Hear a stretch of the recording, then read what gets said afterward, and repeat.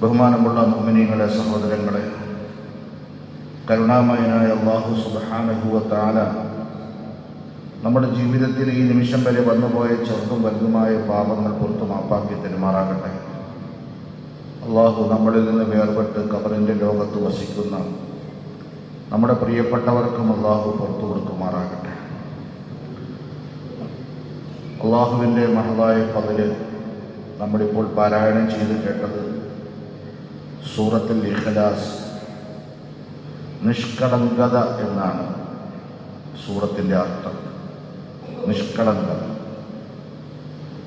ഇഖ്ലാസ്. 4 ആയത്തുകളാണ് ഈ ചെറിയ സൂറത്തിലുള്ളത്. മക്കയിലാണ് ഈ സൂറത്ത് അവതരിക്കുന്നത്. ഈ സൂറത്തിൻ്റെ അവതരണ പശ്ചാത്തലവും അതുപോലെ തന്നെ ഈ സൂറത്തിൻ്റെ മഹത്വത്തെ സംബന്ധിച്ച്, ശ്രേഷ്ഠതയെ സംബന്ധിച്ച് ആദരവായ റസൂലുള്ളാഹി സ്വല്ലല്ലാഹു അലൈഹി വസല്ലമ തങ്ങൾ പറഞ്ഞ ചില ഹദീസുകളും മനസ്സിലാക്കിയിട്ട് ഇൻഷാ അല്ലാഹ് നമുക്ക് സൂറത്തിലേക്ക് പ്രവേശിക്കാം.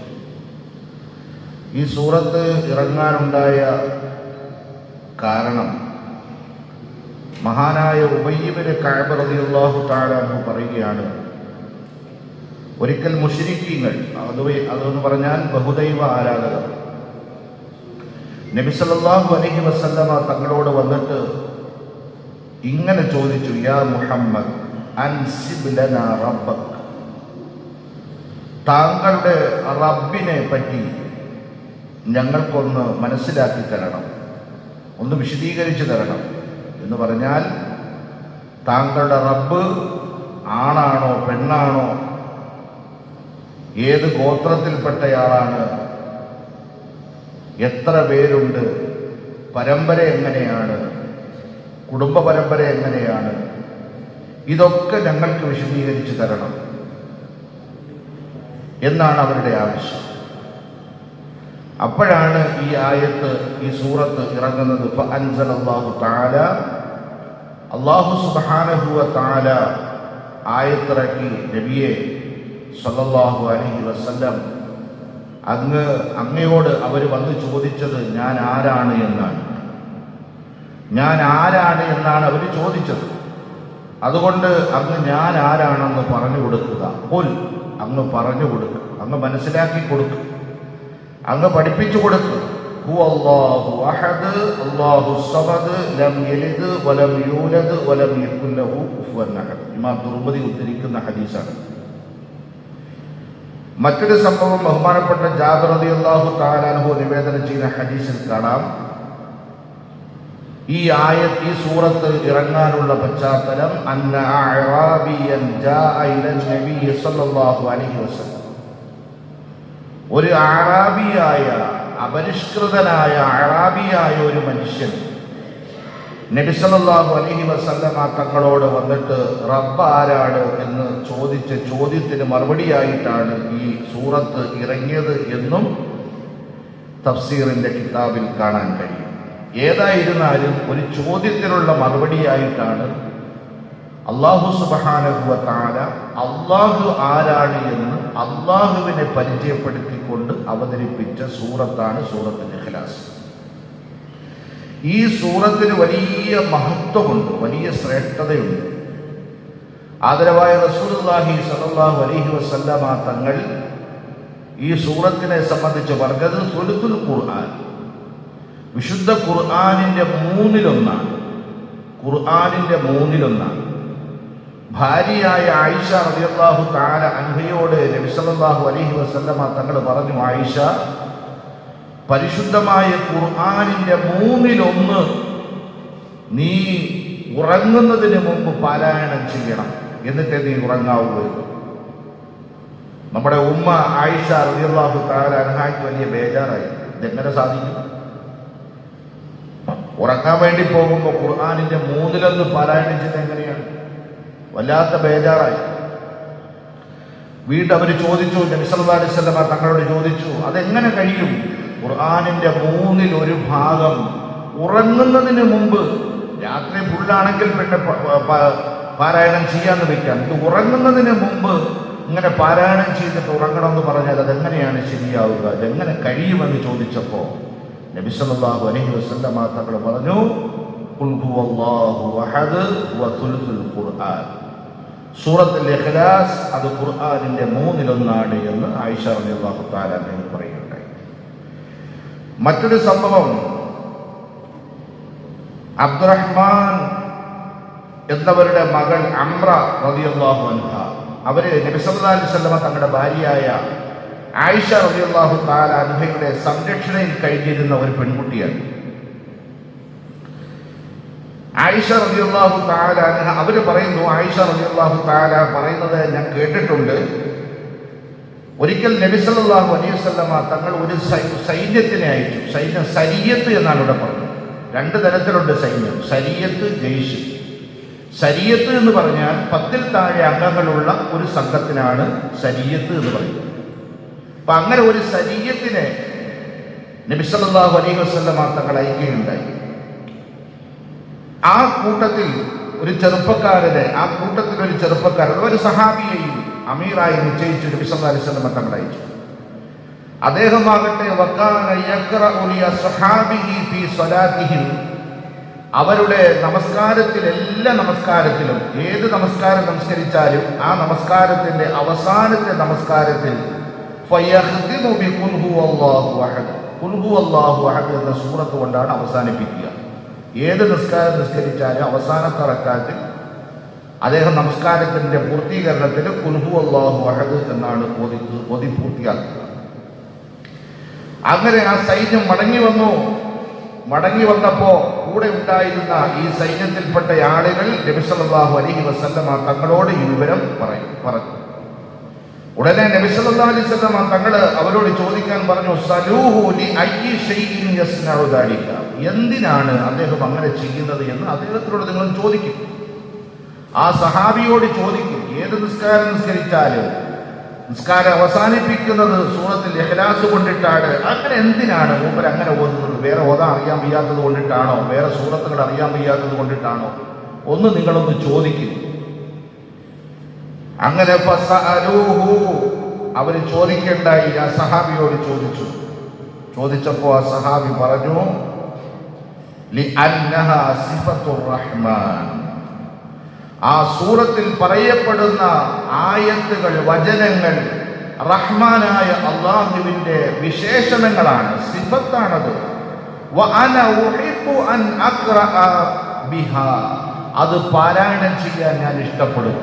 ആ സൂറത്തിൽ പറയുന്നത് റഹ്മാനായ അല്ലാഹുവിന്റെ സിഫത്തുകളാണ്, വിശേഷണങ്ങളാണ്.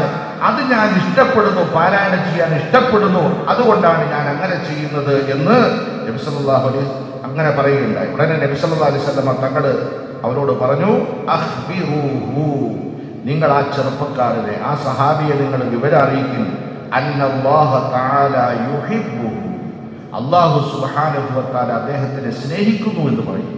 സുബ്ഹാനല്ലാഹ്, ഒരു സൂറത്തിനെ സ്നേഹിച്ചതിന്റെ പേരിൽ അദ്ദേഹത്തിനെ നിങ്ങൾ പറയും, അല്ലാഹു അദ്ദേഹത്തിനെ സ്നേഹിക്കുന്നു എന്ന് പറയും. ബഹുമാനമുള്ളവരെ,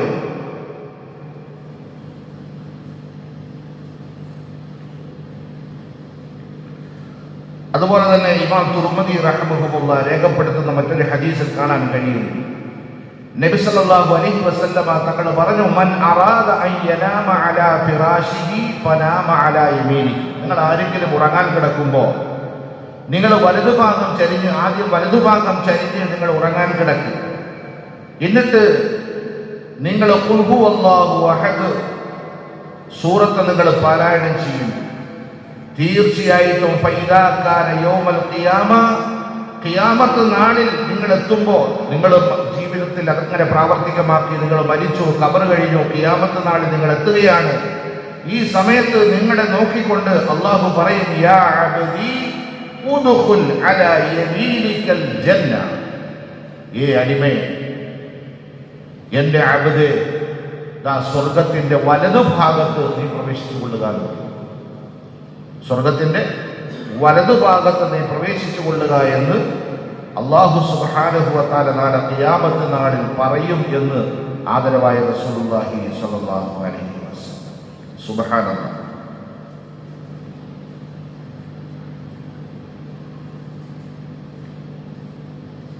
അപ്പൊ നമ്മളെല്ലാവരും അത് മനഃപ്പാടമാക്കി അർത്ഥമറിഞ്ഞ് അൽഹംദുലില്ലാഹ് അത് പാരായണം ചെയ്യാൻ നമ്മുടെ അത് എത്ര തിരക്കാണെങ്കിലും പാരായണം ചെയ്യാൻ വേണ്ടി ശ്രദ്ധിക്കുന്നു. ഈ സൂറത്തിനെ വല്ലാതെ ഇഷ്ടപ്പെടുന്നു. എന്താ ഈ സൂറത്തിന്റെ ഉള്ളടക്കം? അള്ളാഹുവിനെ പറ്റി ചോദിച്ചപ്പോ അള്ളാഹ് പറഞ്ഞു കൊടുക്കാൻ പറഞ്ഞത് എന്താണ്?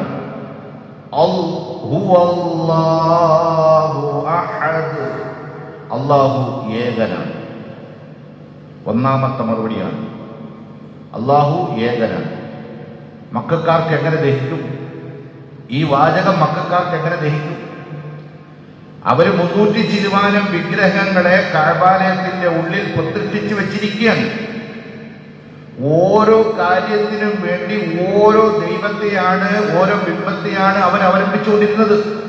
കൃഷിക്ക് വേണ്ടി, കച്ചവടത്തിന് വേണ്ടി, മക്കൾക്ക് വേണ്ടി, മഴയ്ക്ക് വേണ്ടി, നല്ല കാലാവസ്ഥയ്ക്ക് വേണ്ടി, രോഗശമനത്തിന് വേണ്ടി എന്ന് വേണ്ട, ഇങ്ങനെ ഓരോ കാര്യങ്ങൾക്ക് വേണ്ടി ഓരോ ദൈവങ്ങളെയാണ് അവർ കഅബാലയത്തിന്റെ ഉള്ളിൽ പ്രതിഷ്ഠിച്ചു വെച്ചിട്ട്, അങ്ങനെ ഓരോ ആവശ്യങ്ങൾ വരുമ്പോൾ ആ ദേവന്റെ അല്ലെങ്കിൽ ദേവിയുടെ അല്ലെങ്കിൽ ആ വിഗ്രഹത്തിന്റെ പേര് അവർ വിളിച്ചു പറയുകയും ആ വിഗ്രഹത്തോട് അവരുടെ കാര്യങ്ങൾ സമർപ്പിക്കുകയും ചെയ്തിരുന്ന ഒരു കാലഘട്ടത്തിൽ 300 ചില്ലുവാനം വരുന്ന ദൈവന്മാരെ കൊണ്ടിട്ട് അവരുടെ കാര്യങ്ങൾ നടക്കാതെ വരുമ്പോൾ ഒരൊറ്റ ദൈവത്തെ കൊണ്ട് എങ്ങനെയാണ് കാര്യം നടക്കുക എന്ന് വലിയ ആശങ്കപ്പെടുന്ന ഒരു സന്ദർഭത്തിലാണ് അള്ളാഹു ഉറക്കെ പറയാൻ പറഞ്ഞു, അല്ലാഹു അഹദ്, അള്ളാഹു ഏകനാണ്. അള്ളാഹു ഏകനാണ്. അള്ളാഹു ഏകനാണ്. അള്ളാഹു ഏകനാണ്.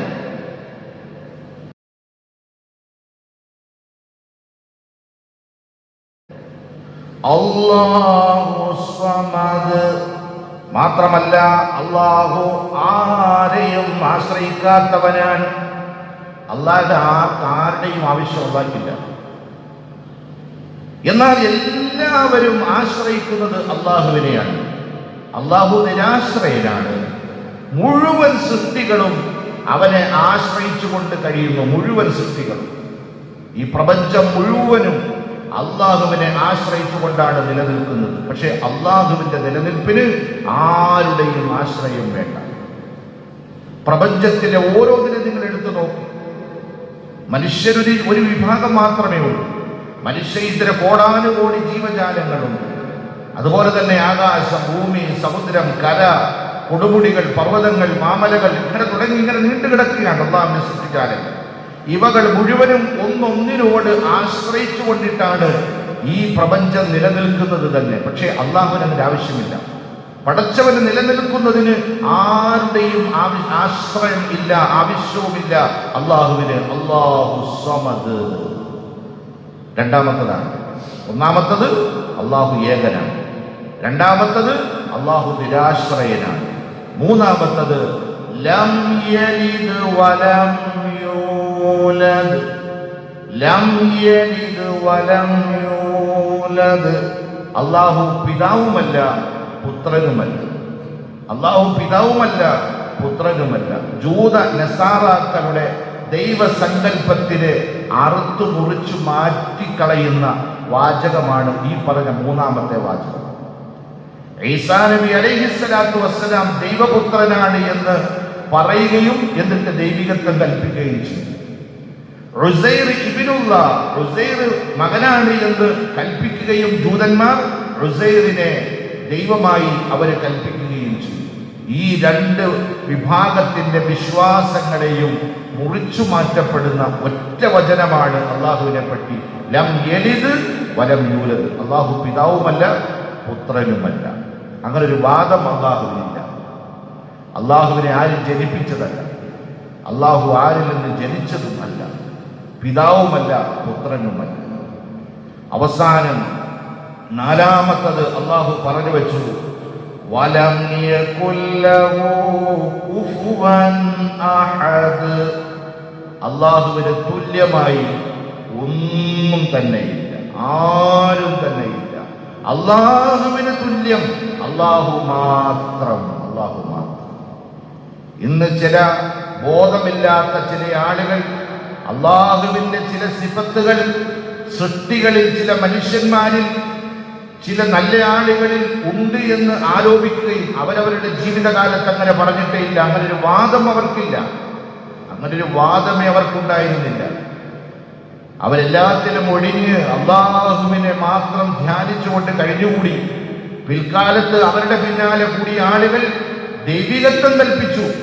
അള്ളാഹുവിന്റെ ചില കുദറത്തുകളെ, അള്ളാഹുവിന്റെ ചില സിഫത്തുകൾ ഇവർക്കും ഉണ്ട് എന്ന് ചാർത്തിക്കൊടുത്തു. അതിന്റെ പേരിൽ പാട്ടുകളിറക്കി, മാലകളിറക്കി, മൗലൂദുകളിറക്കി, ശിർക്കിന്റെ വാചകങ്ങൾ കൂട്ടിച്ചേർത്തു. സുബ്ഹാനല്ലാഹ്. അതിലെ ലേറ്റസ്റ്റ് ഇപ്പൊ നടന്നുകൊണ്ടിരിക്കുന്ന സംഭവമാണ് CM മടവൂർ അള്ളാഹുവിന്റെ സ്ഥാനത്ത് നിർത്തിയിരിക്കുകയാണ്. CM മടവൂർ എന്ന് പറയപ്പെടുന്ന ഒരു വ്യക്തിയെ, അദ്ദേഹത്തിന് അള്ളാഹുവിന്റെ സ്ഥാനത്ത് നിർത്തിയിരിക്കുകയാണ്. ഒരു വിഭാഗം അവരിപ്പോഴും ആ ഭാഗത്തിൽ തന്നെ നിൽക്കുകയാണ്. അങ്ങനെ പറയുന്നതുകൊണ്ട് കുഴപ്പമില്ലെന്നാണ് പറയുന്നത്. എന്നിട്ട് കുറെ കഥകൾ മെനഞ്ഞുണ്ടാക്കി, കണ്ടിട്ടോ കേട്ടിട്ടോ ഒന്നുമില്ലാത്ത കുറെ കഥകളും അദ്ദേഹത്തിന്റെ മുകളിലേക്ക് ചാർത്തി വെച്ച് ദൈവിക പരിവേഷം കൊടുത്ത് അള്ളാഹുവിന്റെ സ്ഥാനത്ത് നിർത്തിയിരിക്കുക. നഊദു ബില്ലാഹ്, അള്ളാഹ് കാത്തുരക്ഷിക്കുമാറാകട്ടെ. നമ്മൾ കഴിഞ്ഞു പോകുന്ന ഒരു കാലം എന്ന് പറയപ്പെടുന്നത് ഈമാനിനെ അപകടത്തിലാക്കുന്ന ഒരുപിടി ആളുകൾ മറുവശത്ത് നല്ലതുപോലെ പണിയെടുത്തുകൊണ്ടിരിക്കുകയാണ്. വളരെ ശ്രദ്ധിക്കേണ്ടതുണ്ട്. ഈമാനിന്റെ വിഷയത്തിൽ വളരെ ശ്രദ്ധിക്കേണ്ടതുണ്ട്. മുഅ്മിനീങ്ങളെ, നോക്കൂ നിങ്ങൾ, കറകളഞ്ഞ ഈമാൻ അല്ലാഹ് പഠിപ്പിക്കാൻ. ഇതിനപ്പുറത്ത് നമുക്ക് വേറെ എന്താ വേണ്ടത്? ഇതിനപ്പുറത്ത് വേറെ എന്താണ് നമുക്ക് വേണ്ടത്? ഇപ്പൊ മുഹറം പറഞ്ഞപ്പോ എന്തെല്ലാം കഥകൾ മരുന്നുണ്ടാക്കി പാവത്തുങ്ങൾ, എന്തെല്ലാം കഥകൾ മരുന്നുണ്ടാക്കി. എന്നെ എത്ര ആളുകൾ വിളിച്ചെന്നറിയാം, എത്ര ആളുകൾ വിളിച്ചു. അള്ളാഹിന്റെ റസൂലും സഹാബത്തും മദ്ഹബിന്റെ ഇമാമുമാര് ഇവരൊന്നും പഠിപ്പിക്കാത്തത് ആരൊക്കെയോ എവിടെയൊക്കെയോ എഴുതി സൂക്ഷിച്ചു വെച്ചിരുന്ന ചില കാര്യങ്ങൾ, അതാണ് ഇന്ന് പ്രിയം ആളുകൾക്ക്. നോക്കൂ നിങ്ങൾ, എത്ര ആളുകൾ ആശുറ താസ്വാ ദിവസത്തെ നോമ്പ് എത്ര ആളുകൾ പിടിക്കുന്നു നിങ്ങൾ നോക്കി. നിങ്ങൾ എത്ര ആളുകൾ പിടിക്കും?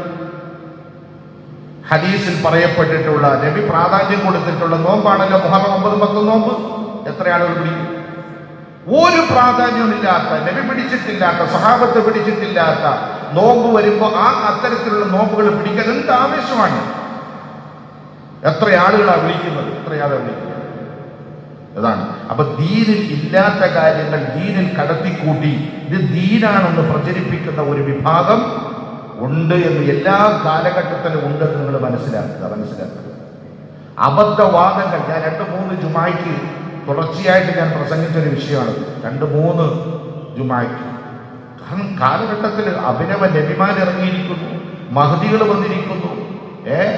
അങ്ങനെ കുറെ ആളുകൾ ഇപ്പൊ ഈ നമ്മൾ താമസിക്കുന്ന ഇന്ത്യ രാജ്യത്തിൽ തന്നെയുണ്ട്, കൊച്ചു കേരളത്തിൽ തന്നെയുണ്ട്. നമ്മളൊന്നും അറിയുന്നില്ല എന്നുള്ളൂ. പെട്ടുപോകരുത്. സുബ്ഹാനല്ലാഹ്. സൂഫിസമെന്ന് പറഞ്ഞ മേൽപ്പൊടി ചേർത്ത് ഇറങ്ങിയിരിക്കുകയാണ് വ്യാജന്മാർ, വ്യാജ തരീഖത്തുകൾ, വ്യാജ മശായിഖന്മാർ, വ്യാജ സൂഫികൾ ഇറങ്ങിയിരിക്കുകയാണ് ഈമാൻ തെറ്റിക്കാൻ വേണ്ടി. കറകളഞ്ഞ ഈമാൻ ഇതാണ്. ഖുൽ ഹുവല്ലാഹു അഹദ്, അല്ലാഹു ഏകനാണ്. അല്ലാഹു സമദ്, അല്ലാഹ് നിരാശ്രയനാണ്. ലം യലിദ് വലം യൂലദ്, അവൻ പിതാവോ പുത്രനോ അല്ല. വലം യകുൽ ലഹു കുഫുവൻ അഹദ്, അല്ലാഹുവിന് തുല്യമായി ആരും ഇല്ല. അല്ലാഹുവിന് തുല്യം അല്ലാഹു മാത്രമേ ഉള്ളൂ ആണ് സൂറത്തുൽ ഇഖ്ലാസ്. കേൾക്കോണേ, ഇതിന്റെ പൊരുളെന്താണെന്നറിയാം. മനുഷ്യനെ പറ്റി പറഞ്ഞു. അത് കഴിഞ്ഞിട്ട് മനുഷ്യന്റെ ഒരു ദിവസത്തിന്റെ തുടക്കം എപ്പം മുതലാണ്? ഒരു മനുഷ്യൻ തുടങ്ങുന്ന എപ്പം മുതലാണ്? രാവിലെ. തൊട്ട് മോഡൽ സൂറത്ത് ഏതാണ്? സൂറത്തിൽ ഫലക്ക്, പുലരി, പ്രഭാതം. മനുഷ്യൻ പ്രഭാതത്തിൽ തുടങ്ങാൻ പോവാണ്. അവന്റെ ഒരു ദിവസത്തെ ജീവിതം തുടങ്ങാൻ പോവാണ്. എന്തു പറഞ്ഞുകൊണ്ടാണ് തുടങ്ങുന്നത്? ഇഖ്ലാസ്. ഖുൽ ഹുവല്ലാഹു അഹദ്, ഖുൽ ഹുവല്ലാഹു അഹദ്. ഇതിൽ വിശ്വസിക്കുകയും ഉറച്ചു നിൽക്കുകയും ചെയ്താൽ അടുത്ത വരുന്നുണ്ട്, തൊട്ടടുത്ത സൂറത്ത് വരുന്നുണ്ട്. ഇൻഷാ അല്ലാഹ് നമുക്ക് മനസ്സിലാക്കാം. അല്ലാഹു സുബ്ഹാനഹു വ തആല മനസ്സിലാക്കാൻ തൗഫീഖ് നൽകുമാറാകട്ടെ. അഊദു ബില്ലാഹി മിനശ് ശൈത്വാനിർ റജീം. ബിസ്മില്ലാഹിർ റഹ്മാനിർ റഹീം. ഖുൽ ഹുവല്ലാഹു അഹദ് അല്ലാഹു സ്വമദ് ലം യലിദ് വലം യൂലദ് വലം യകുൽ ലഹു കുഫുവൻ അഹദ്. ബാറക്കല്ലാഹു ലനാ വലക്കും ഫിൽ ഖുർആനിൽ അദീം ونفعنا وإياكم بالآيات وذكر الحكيم. سبحانك اللهم وبحمدك أشهد أن لا إله إلا أنت أستغفرك وأتوب